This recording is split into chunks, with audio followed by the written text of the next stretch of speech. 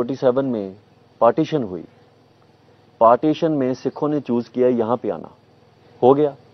उसके बाद सबको लिंग्विस्टिक बेसिस पे स्टेट्स बन गई, गुजरात बना, महाराष्ट्र, सब स्टेट्स बन गई लिंग्विस्टिक बेसिस पे। Punjab was denied to have a state on linguistic basis. 20 साल हमारे लोगों ने फिर जेल्स और पंजाबी सूबा मूवमेंट चली। सो ये बात करना, स्टेट मिल गया? नहीं, स्टेट नहीं मिला। फिर उसमें डिस्प्यूट हुआ, स्टेट को 3 हिस्सों में फिर डिवाइड किया गया है। कैपिटल को रख दिया गया डिस्प्यूटेड, चंडीगढ़ को है, यूनियन टेरिटरी बना दिया उसको। उसके बाद जो हमारा रिपेरियन लॉ था, अभी जब स्टेट छोटी कर दी तो जो लॉ हमें बेनिफिट्स मिलने थे वो तो छीन लिए। ये जो आप ग्रज दिखा रहे हैं कि इंडिया में सिखों के साथ बहुत बुरा हुआ, आप इस चीज को प्रोपोगेट कर रहे हैं लोगों के बीच में, आप इस लोगों की ये अशांति फैलाना, लोगों के मन में असंतोष पैदा करना है। नहीं, असंतोष अगर सच है, मैं आपसे बात करने के लिए तैयार हूं कि हम ये कैसे, हमें बताएं कैसे। आप कहते हैं कि हम गुलाम हैं, कैसे गुलाम हैं? मैं आपको बता देता हूं। आप कहते हैं सिख हिंदुस्तान में गुलाम है। अब वही बता रहा हूं ना मैं आपको। सिख जो है हिंदुस्तान में इसलिए गुलाम है कि जब दूसरे बंदे, अभी बंदी सिखों का मसला आया, पानियों का मसला आया, सब मसले आए दूसरों का। आप मुझे बताएं, एक आदमी ने एक दिन जेल काटी हो हिंदी लैंग्वेज को कहीं पे इंप्लीमेंट करने के लिए, एक दिन की जेल बता दें मुझे। पंजाब की लैंग्वेज पंजाबी है, यहां पे बैंक्स पे हर जगह पे इंपोज की जाती है लैंग्वेज हिंदी। पंजाब अकेला स्टेट नहीं है इसमें अमृतपाल जी। नहीं, वो अलग, हम किसी को प्रॉब्लम हो, इंडिया में हो रहा है ये, और कई जगह, जैसे पंजाब में कुछ लोगों को प्रॉब्लम है, ऐसे तमिलनाडु में भी कुछ लोगों को। तमिलनाडु में भी मूवमेंट चली है ना, सेपरेट तो है, लेकिन अभी भी है। लेकिन वहां पर लोग ये तो नहीं कहते कि मुझे अपना तमिलिस्तान चाहिए, क्या नहीं बोलते। तमिल मूवमेंट और क्या थी इस वक्त? आप आज की बात कीजिए, आज की बात देखिए, आप नागालैंड में चल रही है, कश्मीर में चल रही है। खालिस्तान का नाम लेकर के आए 4 दशक के बाद। 4 दशक से लोगों ने सुनना बंद कर दिया था खालिस्तान। पहली बार कब आया था? मैं कह रहा हूं जब बंद हो गया उसके 4 दशक के बाद। बंद कभी नहीं होता कुछ भी, यही प्रॉब्लम है। इग्नोरेंट हम हो सकते हैं चीजों की तरफ।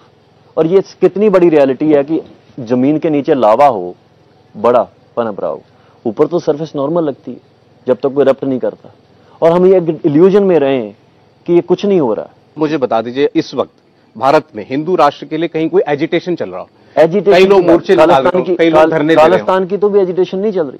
एजिटेशन तो मोर्चा तो खालिस्तान का नहीं चल रहा कोई। आप जगह जगह जाके लोगों को खालिस्तान के लिए उकसा रहे हैं ना एक किस्म से। उकसाना थोड़ी होता है।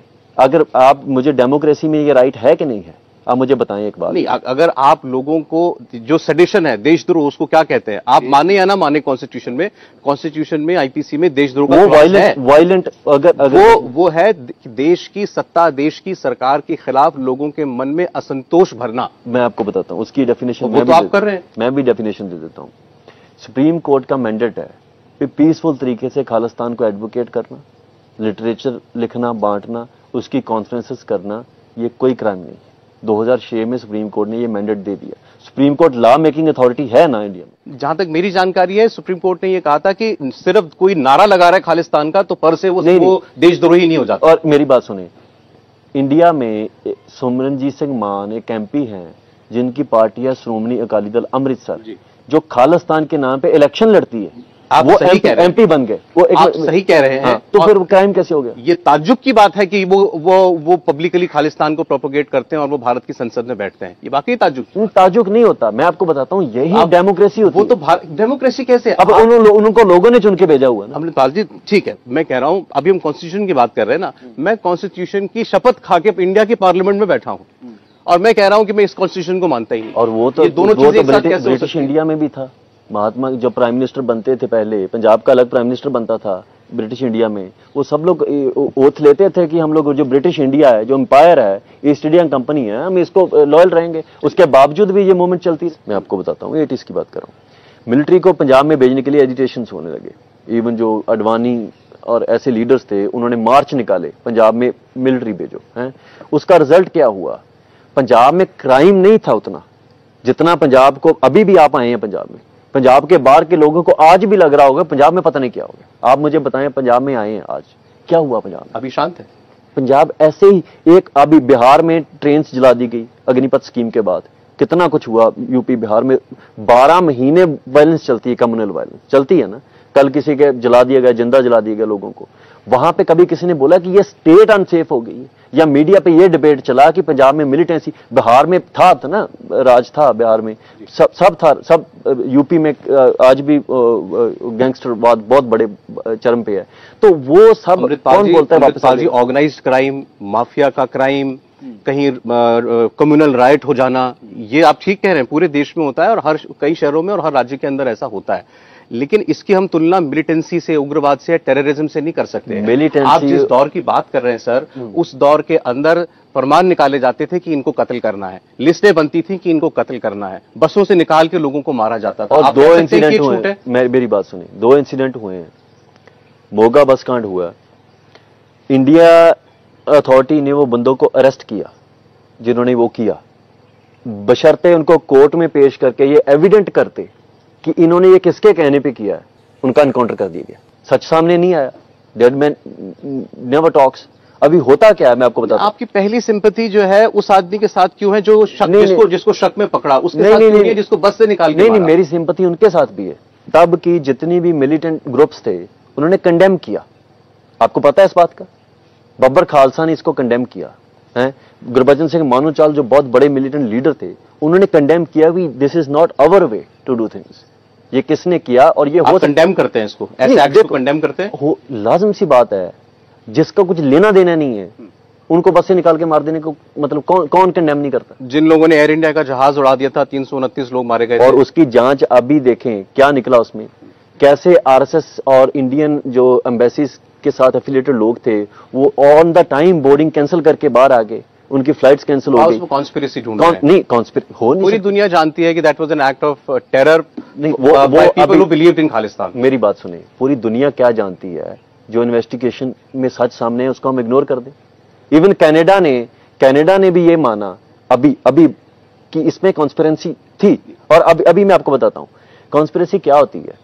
अब मैं बोलता हूं मोगा बस कांड जो है, यहां पे हिंदू, सिख्स, आज भी कल जब मोगा हम लोग गए अजनाला में, 5 हिंदू लड़के थे जो आए जिन्होंने अमृत छक लिया। वहां पे बहुत से हिंदू हमारी सपोर्ट में आए थे, बहुत से हिंदू लोग।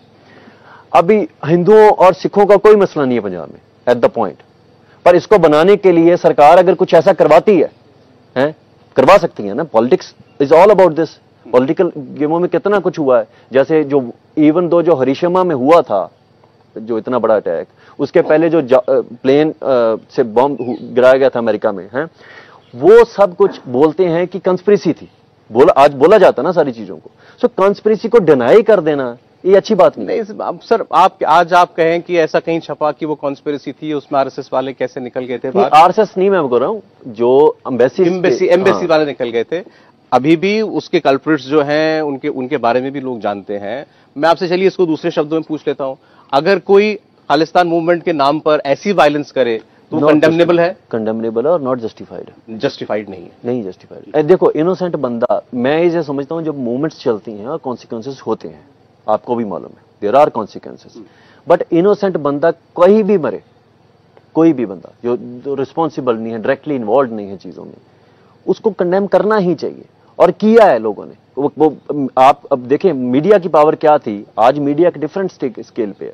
आज हमारी आवाज मीडिया दबाना भी चाहे तो कई सोच, वैसे तो मेरा इंस्टाग्राम भी बंद कर दिया इन लोगों ने इंडिया में। आपका ट्विटर भी बंद है? ट्विटर भी बंद है, इंस्टाग्राम तो मेरी तो कोई तो वजह होगी ना कि बंद है। आप ऐसी उकसावे वाली बातें लिखते होंगे जो बंद हुआ है। मेरे बताएं कौन सी पोस्ट है उकसावे वाली? आपकी सारी बातें उकसावे की। आप भारत में रहकर के कह रहे हैं कि मुझे भारत का एक टुकड़ा अलग करना है। ये ऐसा नहीं होता। पीसफुल मैनर में ये बात क्यों हम लोग ये साइकी में लेके बैठे हुए हैं कि सेक्रेड होता है कुछ। लैंड जो होती है ना लोगों से सेक्रेड होती है ना। अगर डिवर्सिटी है, इंडिया डिवर्स है, तो डिवर्सिटी को खत्म करके इंडिया को सेक्रेड रखना है। जहां डिवर्सिटी को बचाने के लिए हम लोग इंपॉर्टेंट है या लैंड इंपॉर्टेंट? सर कहां डिवर्सिटी खत्म हो गई? मैं पंजाब में बैठा हूं, मैं दिल्ली से आया हूं। दिल्ली में जितने सिख रहते हैं, उनके साथ क्या हुआ? यहाँ इतने सिख रहते हैं, हिंदू रहते हैं। दिल्ली में देश के हर कोने का आदमी रहता है। आप कह रहे हैं डिवर्सिटी खत्म हो? नहीं, दिल्ली में डिवर्सिटी, मेरी बात सुनिए, पंजाब में डिवर्सिटी के नाम पे क्या हो रहा है? मैं वही बात, पंजाब में डोमिनेटली सिख्स एंड हिंदूज रह रहे हैं। पंजाब में डोमिनेटली सिख्स रहते आए थे। आज पंजाब में डोमिनेटली सिख्स कहां रह रहे हैं? और कौन रह रहा है फिर? आप बताएं मुझे। पंजाब में आज माइग्रेशन का इतना बड़ा इशू आ गया, और माइग्रेशन का क्राइसिस ये नेचुरल तो नहीं है, ये तो नहीं है कि पॉवर्टी से ये आ गया। जो जेनोसाइड, अगर आप जेनोसाइड को डिनाई करते हैं कि ये स्टेट ने कोई जेनोसाइड नहीं किया, और उसके नहीं, मेरी बात सुन लें, जेनोसाइड का जो कॉन्सिक्वेंसेस होते हैं ना, आप आज हम सिम्टम्स पे बहस कर रहे हैं, हम लोग बात कर रहे हैं आज क्या सिम्टम्स हैं। आज ड्रग का क्राइसिस है, एपिडेमिक है ड्रग का, और ड्रग का एपिडेमिक नेचुरल नहीं है। ये नहीं है कि हम लोगों को ड्रग का शौक है, ये एपिडेमिक जेनोसाइड का एक सिम्टम है जो पूरी दुनिया में फिनोमेना। अब जेनोसाइड किसको कहते हैं, कब हुआ जेनोसाइड? जेनोसाइड 1947 के बाद बहुत बार सिखों का जेनोसाइड हुआ है। 84 में तो फिजिकल रूप से हुआ, जो 84 में बिल्कुल हुआ, फिजिकल, बहुत वो ऐसी चीज है कि शायद दुनिया में उसका पैरेलल नहीं मिलेगा। हाँ, आपको नहीं लगता कि आप कुछ चीजों में बहुत ज्यादा रीड कर रहे हैं? आप 84 की बात कर रहे हैं, देश के प्रधानमंत्री ने 84 के लिए देश से माफी मांगी है। सिख ने माफी मांगी ना उन्होंने, लेकिन वो अपनी पार्टी के बिहाफ पे मांगी है। नहीं, हैरानी की बात यह है कि अगर आज बराक ओबामा खड़ा होके ब्लैक्स के से बोले कि मैं आपसे माफी मांगता हूं जो ब्लैक्स के साथ हुआ, वहां पे BLM मूवमेंट है, आप BLM को स्टडी करते होंगे, कितनी वायलेंट मूवमेंट है वो, दुकान जलती है वहां पे, स्टोर लूटे जाते हैं, होता है ना। कभी आपने एक अखबार का हेडलाइन देखा है कि BLM is a violent movement? आप कहेंगे कि बराक ओबामा प्रेसिडेंट बन गए, अब ब्लैक्स की कोई प्रॉब्लम नहीं है और उनको BLM बंद कर देनी चाहिए? ऐसा नहीं होता। टोकन प्राइम मिनिस्टर मिल जाते हैं, token prime minister, token army generals मिल जाते हैं, और कम्युनिटी ऐसे सेटिस्फाइड नहीं होती। इजिप्ट में स्लेव्स रूल करते थे, इजिप्ट में ऐसा था कि जो ऑफिशियली स्लेव्स थे वो रूल करते थे तब, और उनको ब्यूरोक्रेसी में बड़े ओहदे मिलते थे। इसमें आपको कोई अपनापन नहीं दिखता कि देश में 10 साल एक सिख प्राइम मिनिस्टर रहे? अपनेपन की बात आपको इसमें कोई भरोसा नहीं, आपको इसमें कोई भरोसा नहीं दिखता कि देश में आर्मी चीफ वो हमारे सिख रहे कितने, हमारे फौज में हमारे सिख भाइयों की रिप्रेजेंटेशन कितनी है, हमारे एयरफोर्स के चीफ सिख रहे हैं, इसमें होम मिनिस्टर हैरानी की बात भी आप सुन लें मेरी बात, ये सब भरोसा ही तो है। भरोसे की बात भी सुन लें ना। जब 1984 में ये सब कुछ हो रहा था, एयर मार्शल अर्जन सिंह के घर पे अटैक होता है। एयर मार्शल अर्जन सिंह आगे से अपने आप को डिफेंड करने के, उनके पास वेपन थे, लाजम सी बात है, पुलिस ने उनके वेपन सीज कर लिए। So mob can attack him. President सबसे बड़ा ओहदा होता है, आप मानते हैं? प्रेसिडेंट से बड़ा कोई ओहदा नहीं है हिंदुस्तान में, चाहे उसमें कितनी पावर है, वो तो डिबेट का इशू है। प्रेसिडेंट की कार पे हमला होता है 1984 में, जब इंदिरा गांधी का मर्डर होता है। सो एक सिख प्रेसिडेंट भी हो, उसकी इतनी वो पावरलेस हो जाता है उस सिचुएशन में। सिचुएशन देखिए, लॉ एंड ऑर्डर प्रॉब्लम पता क्या है? प्रॉब्लम आप ये ना समझे कि हमारी कॉन्शियसनेस में क्या पड़ा हुआ है, सोसाइटी की विजिबिलिटी में क्या। इंसिडेंट्स को ये ऐसे कह के तो नहीं हम पेश कर सकते कि ये उस दौर की यही हकीकत थी और यही होता था। मेरी बात सुनिए, इंसिडेंट्स हुए होंगे। इंसिडेंट की प्रॉब्लम नहीं है, इंसिडेंट हो के खत्म हो गया एक बार, वो प्रॉब्लम नहीं है। क्या वो इंसिडेंट दोबारा हो सकता है कि नहीं हो सकता, बात इस पे आती होती है। सोल्यूशन क्या है? आप कहते हैं हर चीज का सोल्यूशन खालिस्तान है। सोल्यूशन देखें, बैठ के बात होगी ना। मैं तो वही कह रहा हूं, बैठ जाएं मेरे साथ। आप आए हैं, आपके साथ बैठे हैं, बात चली है, बात आगे बढ़ेगी, सोल्यूशन तक हम पहुंच जाएंगे। मैं ये कहता हूं, ऑल्दो मुझे तो अभी प्रॉब्लम समझ में नहीं आई है सर। आप सोल्यूशन की बात कह रहे हैं, मुझे तो अभी भी सब कुछ ठीक लग रहा है, शांति से सब लोग रह रहे हैं, भाईचारे से रह रहे हैं। शांति से रहना एक अलग बात है, विजिबल रूप में सोसाइटी कैसी दिख रही है वो मैटर नहीं करता होता बहुत सी चीजों में। सोसाइटी में क्या हो रहा है मैं आपको बता रहा हूं। आप यूपी का, बिहार का, कोई भी गांव, महाराष्ट्र का बता दें जहां पे 20-25 लड़के ओवरडोज से मारे गए हैं ड्रग की, एक गांव बता दें। वो समाज की दिक्कत है सर। समाज की दिक्कत नहीं है, वो कॉन्सिक्वेंसेस है जो हमारे साथ हुआ है। ड्रग कभी भी है। अभी आप मुझे बोलेंगे, अच्छा मुझे अगर आप बुरा ना माने तो मैं एक शब्द इस्तेमाल करना चाहता हूं, मेरी कोई नियत बिल्कुल अच्छी नियत है। ये विक्टिमहुड से भी तो बाहर निकलना पड़ेगा। गलत हुआ जो हुआ, लेकिन हम उससे आगे कब बढ़ेंगे? नहीं, विक्टिम जस्टिस के बाद तो जस्टिस, तो आप चाहते हैं जस्टिस के बिना आगे बढ़ जाना चाहिए? जस्टिस मिलनी चाहिए। 84 में जिन लोगों ने किया वो लोग जेलों में नहीं है? नहीं है। तो आप ये मांग कीजिए ना कि हमें 84 की जस्टिस दीजिए। जेनोसाइड का जो जस्टिस है, आपको पता है इजरायलियों ने कैसे जस्टिस किया था?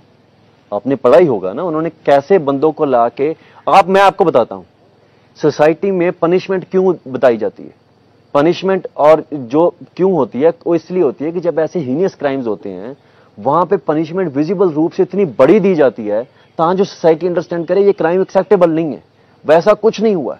वो बंदे आज भी जो थ्रेट देते हैं सिखों को, वो पावर में रहते हैं, और ये एक फिनोमेना बन चुका है कि अगर किसी को इंस्टेंट पावर गेन करनी है तो वो सिखों को थ्रेट दे दे। होता है, ये कोई जोक नहीं है, और ये दोनों पार्टीज करती हैं प्रैक्टिस। ये आप देश की, पूरे देश की बात कर रहे हैं या पंजाब की बात कर रहे हैं? नहीं, मैं ये कह रहा हूं पूरे देश में अभी आप देखें, आज देखें, पंजाब में चीफ मिनिस्टर सिख हैं, पंजाब में पॉपुलेशन वाइज आप देखें Sikhs are in majority. Sikhs वो मेजॉरिटी में रहेंगे नहीं अगले 5-7 साल में। अभी अब हमारे साथ हुआ है, ड्रग कभी भी है। अभी आप मुझे बोलेंगे, अच्छा मुझे अगर आप बुरा ना माने तो मैं एक शब्द इस्तेमाल करना चाहता हूं, मेरी कोई नियत भी नहीं, बिल्कुल अच्छी नियत है।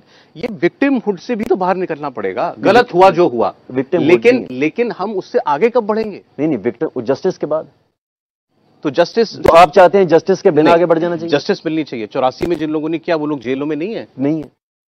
तो आप ये मांग कीजिए ना कि हमें 84 की जस्टिस दीजिए। जेनोसाइड का जो जस्टिस है, आपको पता है इजरायलियों ने कैसे जस्टिस किया था? आपने पढ़ा ही होगा ना, उन्होंने कैसे बंदों को ला के। मैं आपको बताता हूं सोसाइटी में पनिशमेंट क्यों बताई जाती है। पनिशमेंट और जो क्यों होती है, वो इसलिए होती है कि जब ऐसे हीनियस क्राइम्स होते हैं वहां पे पनिशमेंट विजिबल रूप से इतनी बड़ी दी जाती है ताकि जो सोसाइटी अंडरस्टैंड करे ये क्राइम एक्सेप्टेबल नहीं है। वैसा कुछ नहीं हुआ। वो बंदे आज भी जो थ्रेट देते हैं सिखों को, वो पावर में रहते हैं, और ये एक फिनोमेना बन चुका है कि अगर किसी को इंस्टेंट पावर गेन करनी है तो वो सिखों को थ्रेट दे दे। होता है, ये कोई जोक नहीं है, और ये दोनों पार्टीज करती हैं ये प्रैक्टिस। ये आप देश की, पूरे देश की बात कर रहे हैं या पंजाब की बात कर रहे हैं? नहीं, मैं ये कह रहा हूं पूरे देश में अभी आप देखें, आज देखें, पंजाब में चीफ मिनिस्टर सिख हैं, पंजाब में पॉपुलेशन वाइज आप देखें Sikhs are in majority. Sikhs वो मेजॉरिटी में रहेंगे नहीं अगले 5-7 साल में। अभी अब ये फिर एक नया खतरा है जो आप दिखा रहे हैं। मैं आपको बताता हूं क्या खतरा है। हिमाचल में लॉ बनता है, वहां पे जाके कोई बंदा लैंड बाय नहीं कर सकता। पंजाब में ऐसा लॉ क्यों नहीं बन सकता? हम कह रहे हैं कि हमने एक स्टेट जो है पंजाब ऑलरेडी बहुत श्रिंक हो गया ये अब हमारे एम्पायर से, और इसमें भी हमें हमारा कल्चर जो है उसको प्रोटेक्ट करने का कोई चांस नहीं है। यहाँ पे लेबर आती है, मैं उसको डिस्क्रिमिनेट नहीं करता हूँ, लेकिन वो अपना कल्चर भी लेके आती है साथ में, और हम पे इम्पोजिशन होती है उस कल्चर की। और हमारे इम्पोज करना, ये शब्द थोड़ा बड़ा है। वो जो लेबर आ रही है वो बेचारे लोग क्या इम्पोज कर देंगे? मैं आपको बताता हूँ कैसे इम्पोज होता है। मेरी बात भी सुन लेना। आप उनको यहाँ पंजाब उनको रोजगार देता है, लेकिन वो भी यहाँ आके लोगों के खेतों में काम करते हैं। मेरी बात सुने, काम भी करते हैं, उन्होंने बिजनेस, वो प्रॉब्लम नहीं है।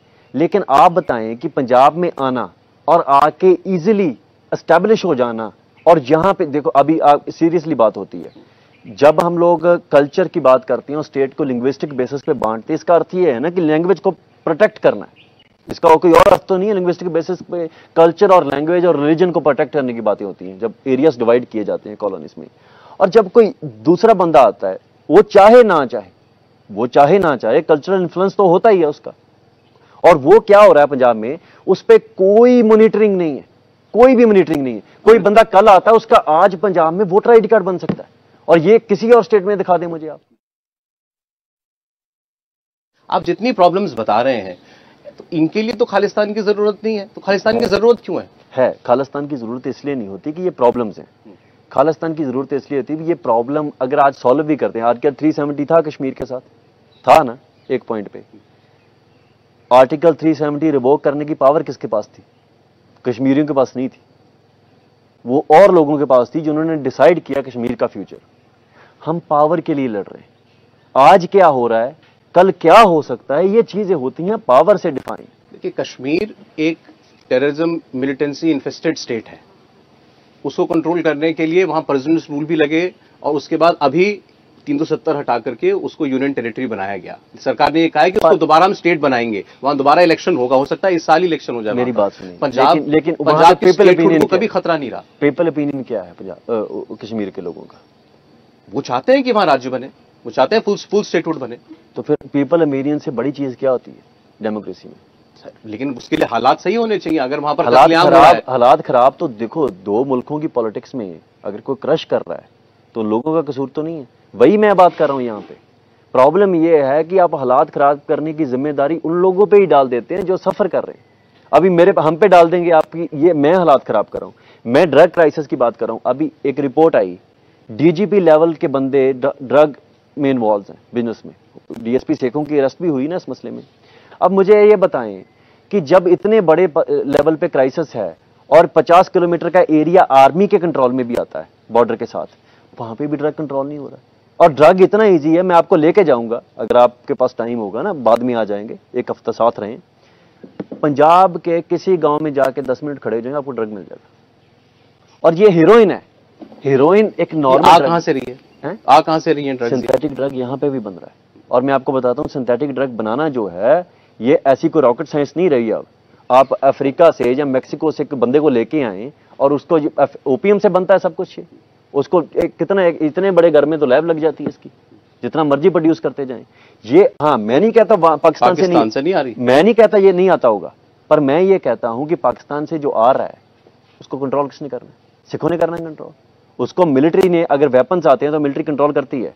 ड्रग इतने बड़े स्केल पे आ रहा है, उसको कंट्रोल क्यों नहीं किया जाता? बड़ा अच्छा काम कर रहे हैं, लोगों को नशा मुक्त कर रहे हैं। ऐसे काम कीजिए ना, ये सकारात्मक काम है, पॉजिटिव काम है। देखो मेरी बात सुनिए आप, आज लोगों को मैं नशा मुक्त कोई दवाई दे के नहीं कर रहा हूं, होप से कर रहा हूं, इंस्पिरेशन से कर रहा हूं। मेरी इंस्पिरेशन जब खतरे में होगी तो मैं क्या करूंगा? आप ये, आपको बात समझने में मुश्किल आपको पता क्यों आती है? आपको ऐसा लगता है कि लोगों को कुछ सिखाया जा सकता है, उनको प्रोवोक किया, ऐसा होता नहीं है। अगर वहां पे जेन्युइनली कोई रीजन ना हो, लोग नहीं सुनते। जेन्युइनली अगर मैं सिर्फ प्रोवोकेटिव बातें करता हूं, मैंने ये भी बोला है, मेरी नेचुरल सी बातों को प्रोवोकेटिव माना जाता है। जब जैसे गुरु गोविंद सिंह जी ने कहा कि मुझे आपके सर चाहिए, मैंने वही बात की। उसको मीडिया क्या पर, अमृतपाल ने मांगे सर। ये चीज आपने गुरु साहब को कोट किया था या हाँ, आपने खुद कहा था? ये नहीं, गुरु साहब को कोट किया। गुरु साहब को कोट किया तो ठीक है कि गुरु साहब ऐसा कहते थे। अभी कल मीडिया ने मुझे टेररिस्ट कहा, परसों मीडिया ने मुझे टेररिस्ट। अभी मुझे बताएं, आप एक टेररिस्ट के साथ बैठे हुए हैं? आपको लगता है कि आप टेररिस्ट के साथ बैठे हैं? मुझे अभी तो नहीं लग रहा, लेकिन अगर आप वायलेंस का सहारा लेंगे, मीडिया ने तो मुझे कह दिया, अगर वायलेंस का सहारा लेंगे तो वायलेंस तो बहुत सी चीजों हिंसा करेंगे, हत्याओं का सहारा लेंगे। मेरी बात, वो टेररिज्म कोई हिंसा नहीं की मैंने, कोई हत्या नहीं की, और ना मैं इसके हक मैंने इसलिए भी आपके लिए वो शब्द इस्तेमाल भी नहीं किया। मेरी बात सुनिए, मीडिया मुझे कह चुका है, इंडिया का मीडिया मुझे कह चुका है। और जब ऐसी बातें शुरू हो जाती हैं, मेजॉरिटी की एक कॉमन सेंस भी बनेगी ना इस बात से, और वो कॉमन सेंस बिल्ड की जा रही है। तो कोई मतलब, आप मुझे बताएं कि जेनोसाइड की प्लेटफॉर्म बिल्ड किया जाता है। अच्छा, मुझे बताइए कि आपने देश के होम मिनिस्टर के लिए कहा, होम मिनिस्टर ने कहा कि हम खालिस्तान की सोच को पनपने नहीं देंगे, अभी कुछ दिन पहले इंटरव्यू में, तो आपने कहा कि फिर इंदिरा गांधी जैसा हाल कर देंगे। ऐसा मैंने नहीं कहा, आपके बारे में मिसकोट किया गया ना, वही प्रॉब्लम। क्या कहा आपने? मेरी बात सुने, होम मिनिस्टर ने कहा कि हम खालिस्तान की मूवमेंट को क्रश कर देंगे, पनपने नहीं देंगे उसे। मैंने कहा कि वेलकम, बट उसके कॉन्सिक्वेंसेस हो गए जो हुए थे तब। इंदिरा गांधी का murder was not just only consequence, एक जेनोसाइड था सिखों का, 10 साल की मिलिटेंसी का पीरियड था पंजाब में। तो हमें ये नहीं बात करनी चाहिए कि सिर्फ एक इंदिरा गांधी का मर्डर ही कॉन्सिक्वेंसेस है, और होम मिनिस्टर को मैं थ्रेट देने की पोजीशन में हूं। होम मिनिस्टर को यह बात डेमोक्रेटिकली कहनी चाहिए कि हम पनपने नहीं देंगे। जब सुप्रीम कोर्ट कहता है, आप बताएं सुप्रीम कोर्ट बड़ा है कि होम मिनिस्टर बड़ा है? सुप्रीम कोर्ट कहता है खालिस्तान की सोच, देखिए ये तो किसी भी सरकार का फर्ज है कि वो देश की इंटीग्रिटी को इंटैक्ट रखेगी, पर देश की सरकार का ये फर्ज नहीं है ना कि वो होम मिनिस्टर ये बोले कि हम हिंदू राष्ट्र की सोच को पनपने नहीं देंगे। बोल के दिखाएं। मैं हिंदू राष्ट्र का समर्थक नहीं हूं, हाँ। लेकिन चूंकि हम इस बारे में बात कर रहे हैं, हिंदू राष्ट्र भारत के किसी टुकड़े को अलग करके और उसे हिंदू राष्ट्र बनाने को नहीं कहता। और एक बात, भारत की लिमिट्स के अंदर ही हिंदू राष्ट्र की बात की कल्पना करता है। मेरी बात सुन, खालिस्तान की तरह नहीं। मेरी बात सुन लो, और मैं उसका समर्थक नहीं। मेरी बात सुन ले आप। ये कहना कि सबकी आइडेंटिटी को डिसॉल्व करके एक आइडेंटिटी खड़ी कर देना, जियोग्राफिकल एरिया सेम रहने देना, या ये कहना कि हमें एक अलग होना है, दूसरों को अफेक्ट नहीं करना। एक सेकंड सर, दोनों से बड़ा सर, एक सेकंड, आप खालिस्तान की मांग कर रहे हैं, खालिस्तान में डाइवर्सिटी होगी? हाँ। कैसे? खालसा राज में डाइवर्सिटी है। खालिस्तान की जो डाइवर्सिटी है, हम पंजाबी एथनिसिटी पे या हमारा एम्पायर जो गया है उस पे राज मांग रहे हैं ना हम लोग, और उसमें डाइवर्सिटी क्यों नहीं है? सिख तब 9% थे जब महाराजा रणजीत सिंह, और बीच में 20% तक उनकी पॉपुलेशन गई सिखों की जब राज का पीक था। तब हिंदू दीवान मोहकम चंद थे जो अलाई थे, महाराजा रणजीत सिंह के साथ मिनिस्टर थे, हैं, और बहुत से मुस्लिम मिनिस्टर थे। डाइवर्सिटी तो आज भी है। वो डाइवर्सिटी आपको इंडिया की सरकार में नहीं मिल रही ना? अगर कॉन्स्टिट्यूशन में लिखे होने से इंडिया की भारत की सरकार में कैबिनेट मिनिस्टर हरदीप सिंह पुरी सिख है। नहीं, अफगानिस्तान से जब गुरु साहब के स्वरूप लाए जा रहे थे और वहां से बचाकर लाने पड़े थे, अपने सर पर शीश पर लेकर के एयरपोर्ट से लाए थे। मेरी बात सुनो, हरदीप सिंह पुरी सिख आइडेंटिटी पे तो कॉम्प्रोमाइज कर चुके हैं। उनको यही पूछ लें कि सिख सनातनी है कि नहीं है। यही पूछ लें, सबसे बड़ा इशू था, इस पे आके खड़ा। आपको क्या झगड़ा है हिंदुओं से? हिंदुओं से कोई झगड़ा नहीं। उससे क्या झगड़ा है? हम जो है नहीं तो हम क्यों माने? मैं अगर आपको बोलूंगा मुस्लिम है, आपको गुस्सा आएगा? मैं मुसलमान नहीं हूं। नहीं है ना। मैं इंपोज करूं भी आप हैं, मैं लॉ पे लिख दूंगा मुसलमान की कोई शाखा है, आपको गुस्सा आएगा ना इस चीजों पे? नेचुरली एक टाइम आएगा जब आप इन चीजों आपको प्रोवोक करने लगेंगे। सो मैं वही कह रहा हूं, let's not define each other, let's not define कि हमारे गुरु कौन थे। हमारे गुरु जो थे उन्होंने क्लियरली बानी में लिखा हुआ है, ना हम हिंदू ना मुसलमान, और इससे क्लियर क्या हो सकता है? तो एक वक्त तो वो भी था, मेरे पता नहीं आज होता है कि नहीं होता, कि हिंदू परिवारों का बड़ा बेटा वो गुरु के नाम किया जाता था, वो आपकी तरह केशधारी होता था। मेरी बात सुने, ऐसा होता था कि नहीं होता था?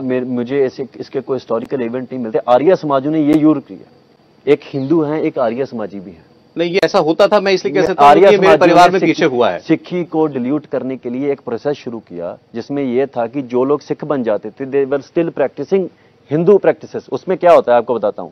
अभी सिखों का एक कोड ऑफ कंडक्ट है, पूरा कोड ऑफ कंडक्ट है, ये हम लोग नहीं कर सकते, आइडल वर्शिपिंग हम लोग नहीं कर सकते। होता क्या है कि आज भी बहुत से ऐसे सिख हैं जिनकी आइडेंटिटी की उनको कंफ्यूजन है, और वो बंदे बाद में कहते हैं देखो हम तो ये कर रहे हैं, आपको क्यों प्रॉब्लम है? अगर मैं यही बात कर रहा हूं कि ऐसा अगर हिस्टोरिकली होता है तो वो सिखों की पोजीशन क्या है? आपको इसमें अच्छा ये आपको अखरता क्यों है? ये तो कुछ कहीं किसी हद तक वेलकम किया जाना चाहिए कि मैं भी ऐसे सिखों को जानता हूं जो मंदिर में भी चले जाते हैं, और बहुत एक सेकंड बहुत सारे हिंदू और पंजाब में रहने वाले तो मुझे लगता है ज्यादातर, बल्कि सभी गुरुद्वारे में शीश नवाते हैं जाकर के। और वो उसका आंसर मैं बताता हूं आपको, ठीक है?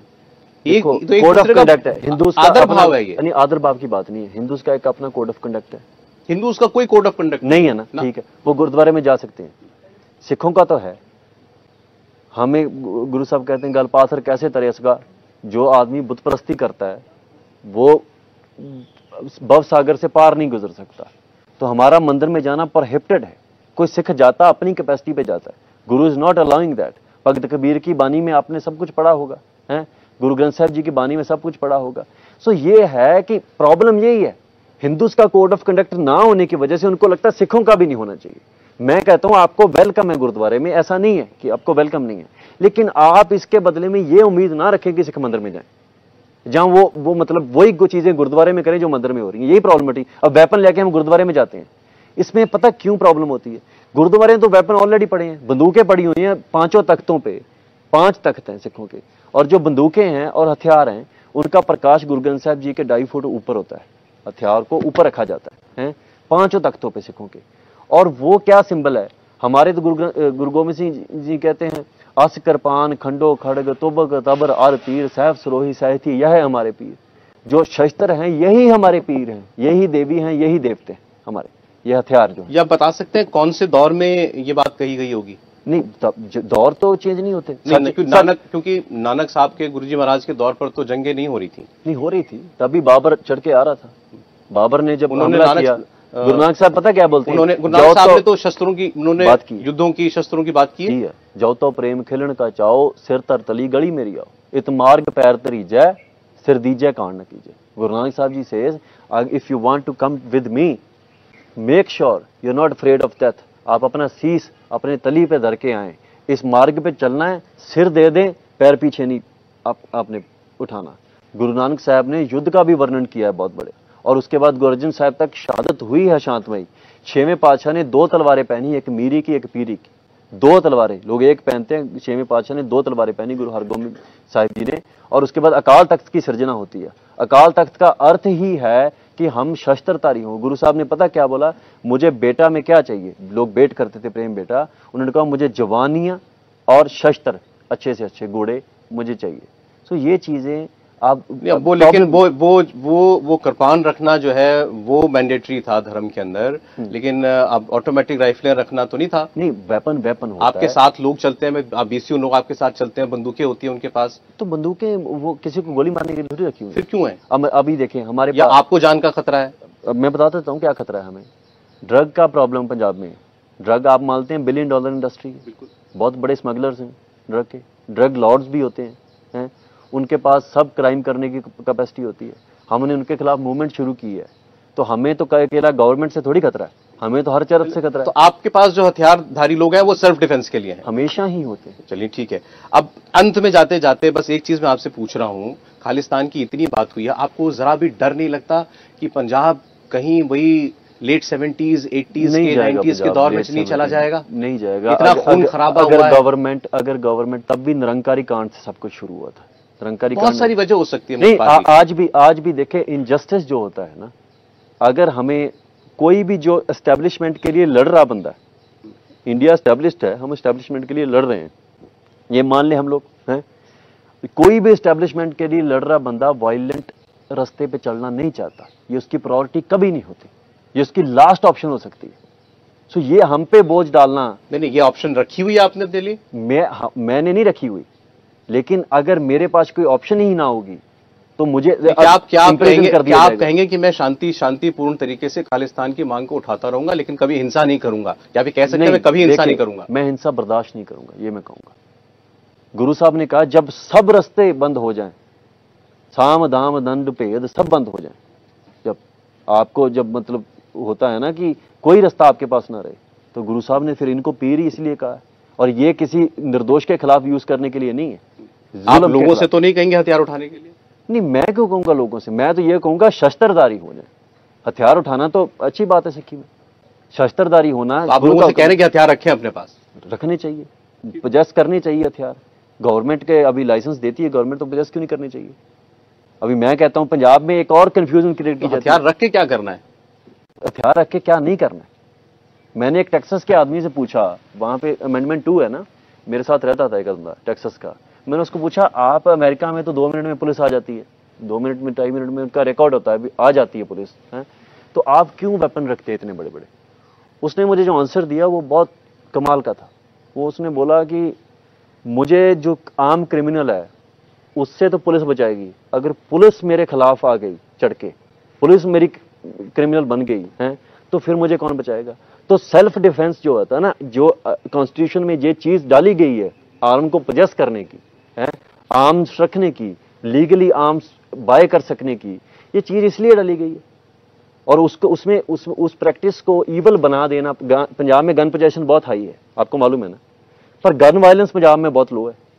ये भी आप मीडिया ये कंसिडर ही नहीं करता कि गन पोजेशन और गन वायलेंस दो डिफरेंट चीजें होती हैं। हम पोजेस करते हैं। आपके प्रचार से गन वायलेंस बढ़ेगी नहीं?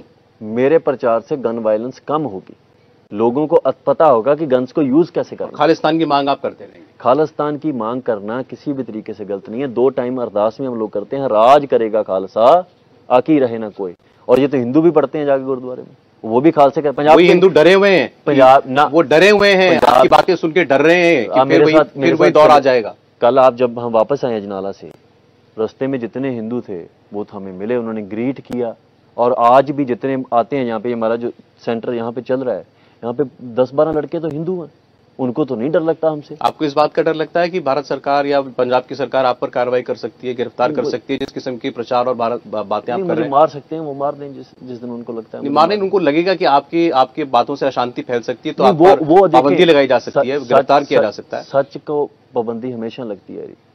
गुरु नानक साहब कहते हैं कूड़ निखट्टे नानका ओढ़ सच रही। मुझे मारा जा सकता है, लेकिन मेरी आइडियोलॉजी को खत्म नहीं किया। ये मेरी आइडियोलॉजी नहीं है, ये गुरु नानक साहिब की आइडियोलॉजी है कि सच का प्रचार चलता रहना चाहिए। फिर कोई उठसी मर्द का चेला, सतगुरु सच्चे पातशाह कहते भी कोई ना कोई मर्द का चेला आऊगा इस संसार दे उत्ते, जिहड़ा इस संसार पे प्रचार करेगा। सो हमें इस बात का डर नहीं है, ना मरने का डर है, ना जेल का डर है। सच हम बोलते रहेंगे। हाँ, ये है किसी भी निर्दोष बंदे पे वायलेंस नहीं करें। अमृतपाल जी, बहुत शुक्रिया आपके समय का, और उम्मीद बस हम ये करते हैं कि जो आपने भी कहा है कि पंजाब कभी दोबारा उस दौर में वापस कदम नहीं रखेगा जहां हिंसा थी, खून खराबा था, जहां लोगों ने अपनों को खोया। तो बस मैं आपकी इस एक बात को अपने साथ लेकर के जा रहा हूं। बहुत शुक्रिया आपका हमें समय देने के लिए। वाहिगुरु जी का खालसा, वाहिगुरु।